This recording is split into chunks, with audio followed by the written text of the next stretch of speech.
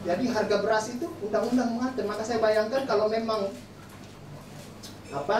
ini dolar tidak mau bersahabat terus, udah bikinin aja undang-undang yang patok harga dolar di situ. Tidak boleh naik, tidak boleh turun di situ. Kalau memang asumsi logika ekonominya dapat, ya. Kalau logika ekonominya dapat. Selamat datang Pak Kurtubi. Silakan.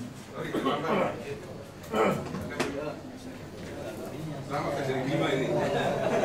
Kampanye.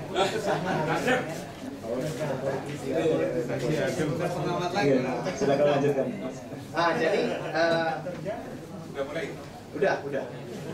Jadi kata dikuasai negara itu ternyata bukan hanya negara berwenang mengatur. Sebab di negara yang tidak memiliki pasal 33, otomatis inherent itu negara bisa mengatur itu tentang cabang produksi itu.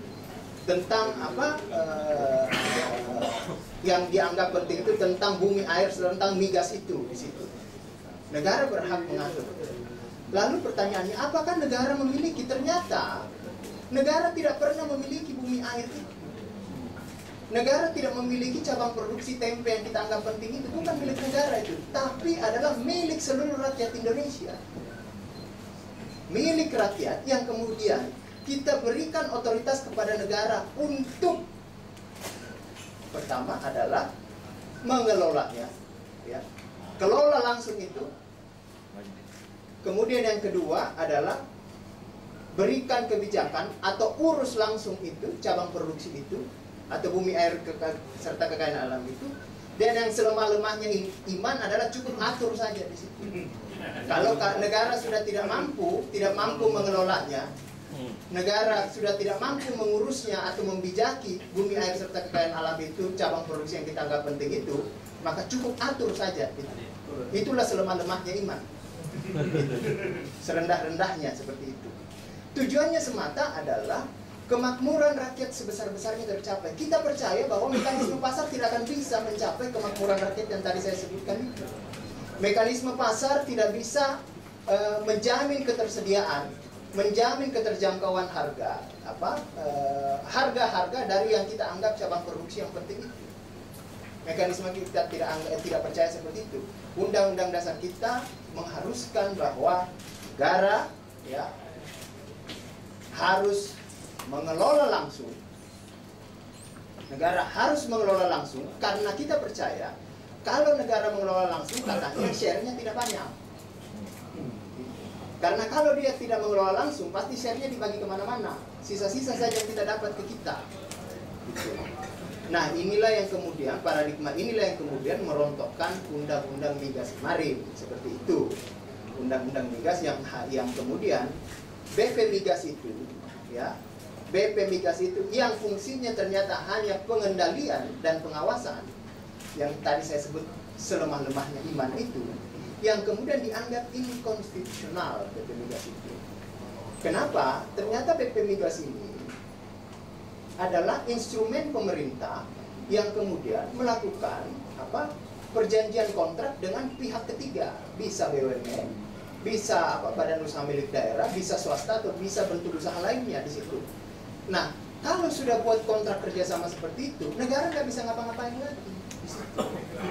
Negara nggak bisa ngapa-ngapain, tunduk pada kontrak itu. Nah, inilah yang kemudian diingatkan oleh putusan Mahkamah Konstitusi kemarin bahwa yang seperti ini hilangkan. Yang seperti ini hilangkan. Kayak DPR, Presiden, buatlah undang-undang yang jangan sampai undang-undang itu adalah kamu mencabut otoritas kamu sendiri. Banyak undang-undang itu yang DPR dan Presiden mencabut otoritasnya sendiri di situ. Terutama kalau bicara undang-undang di sektor ekonomi. Kenapa? Karena biasanya berhala-berhala ekonomi ini bukan di konstitusi kita. Ada namanya perjanjian internasional IMF, ada yang begitu berhalanya di situ. Gitu. Jadi akhirnya undang-undang yang dibuat di sektor ekonomi ini tunduk semua sama situ. Ketika diuji secara konstitusional, ternyata kita lihat ternyata Tuhannya ini bukan undang-undang dasar. Tuhannya ini di perjanjian IMF, di perjanjian itu seperti itu. Seperti itu, World Bank dan lain sebagainya masuklah di situ. Nah, ini ya yang mungkin orang-orang sebut istilah neolib itu masuk melalui proses legislasi itu. Jadi seolah-olah negara menguasainya, tapi ternyata negara tidak bisa melakukan apa-apa. Itulah yang terjadi pada BP Migas itu. Nah, seolah-olah itu masih instrumen negara, tapi ternyata tidak bisa jadi apa-apa di situ. Tidak ada yang bisa mendapatkan keuntungan optimal dari institusi ini. Nah, inilah harapan kita kepada RUU Migas itu dirancang sesuai paradigma pasal 33 ini. Karena kalau tidak, sedetik setelah diundangkan itu pasti diuji lagi di situ, diuji.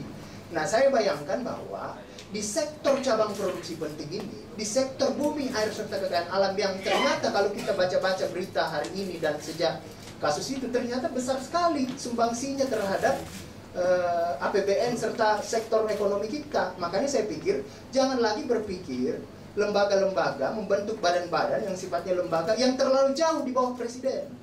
Kalau perlu presiden langsung yang mengambil otoritas pengambilan kebijakan di sektor itu, seperti itu. Tapi jangan juga mengebiri, menghilangkan otoritas DPR.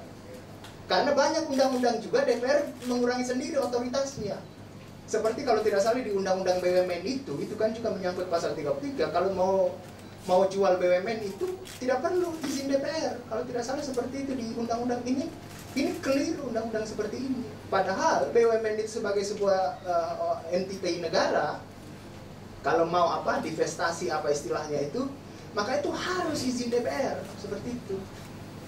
Tapi ternyata di undang-undang kita itu DPR itu tidak dijadikan seperti itu. Dan dijadikan, nah ini mungkin paradigma yang harus terbangun di DPR. Jangan melepaskan otoritas DPR itu terhadap sektor yang tadi saya sebutkan, bumi, air, serta kekayaan alam, cabang produksi penting. Jangan sampai menghilangkan otoritasnya di situ. Kalau perlu paling jauh adalah melepaskan otoritas itu kepada tingkat presiden. Jangan lagi berpikir membangun lembaga-lembaga yang kemudian terlalu jauh pertanggungjawabannya. Karena kalau misalnya ada target-target pencapaian, misalnya tahun berjalan kekuasaan presiden itu tidak tercapai, misalnya di sektor migas atau bumi, air, serta kekayaan alam, maka dengan mudahnya DPR bisa menagih presiden melalui interpelasi. Dengan mudahnya DPR bisa menagih presiden melalui hak angket di situ. Tapi kalau misalnya seperti BP Migas, nggak imbang berantemnya kan? Ya paling teriak aja, teriak biasa saja yang informal. Tapi kalau langsung pada level presiden, maka DPR dengan mudahnya bisa menagih presiden. Tiap dia menyampaikan pidato nota keuangan ada yang tidak beres, bisa langsung diinterpelasi, bisa langsung diangket, bisa langsung diapa. Kira-kira begitu pengantar saya. Sekian, assalamualaikum warahmatullahi wabarakatuh. Oke, sabar dulu Pak Bobi biar digosok-gosok biar tambah panas sama Pak Kurtubi. Tidak dapil kok.